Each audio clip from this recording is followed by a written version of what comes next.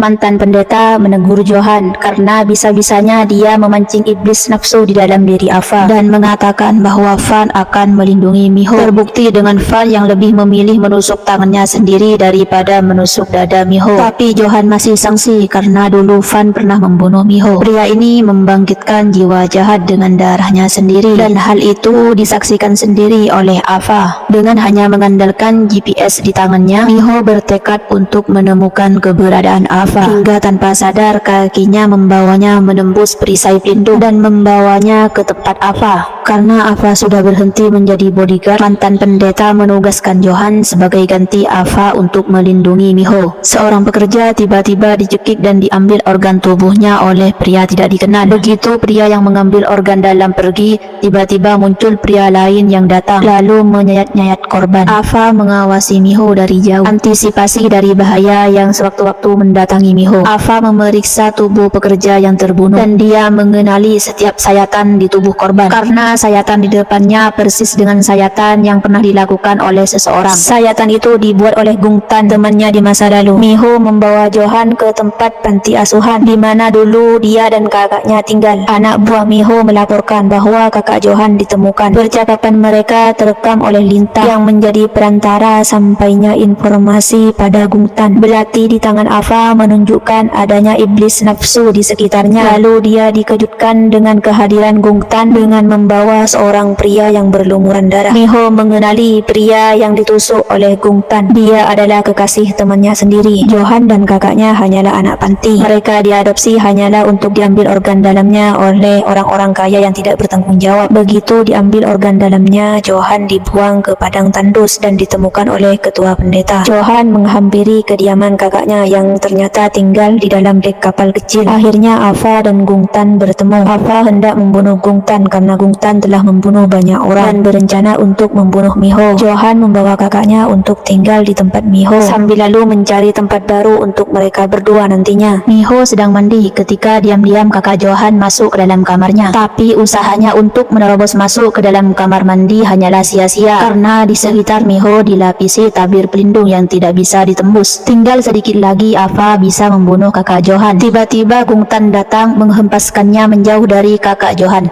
Miho baru saja selesai mandi ketika menemukan keadaan kamarnya yang berantakan. Tidak ada perkelahian yang dilihat, hanya Johan yang hendak keluar. Sekali lagi Miho mencari Van ke atas gunung. Dia menemukannya tengah bersandar pada batu dengan keadaan yang sangat kacau. Van menjawab pertanyaan Miho bahwa dirinya adalah reinkarnasi dari sosok suci bernama Wonjong, sedangkan keberadaan Van adalah untuk membunuhnya. Johan mengadakan ritual untuk mengusir iblis jahat di dalam diri kakaknya, tapi sekeras apapun Johan berusaha, dia tetap gagal. Sang kakak memintanya untuk membunuhnya, tapi Johan tidak kuasa melakukannya. Miho mencoba memenuhi permintaan Johan untuk membantu kakaknya. Iblis di dalam diri kakak Johan bangkit begitu Miho memegang tangannya. Miho tidak kuasa melawan ketika kakak Johan mencekiknya, dan tanpa diduga Johan menusuk sang kakak dari belakang. Gung Tan berjalan menuju singgasananya. Semua orang yang hadir menyambutnya, dan salah satu yang hadir adalah murid Miho. Dia memanggil Gung Tan dengan sebutan paman.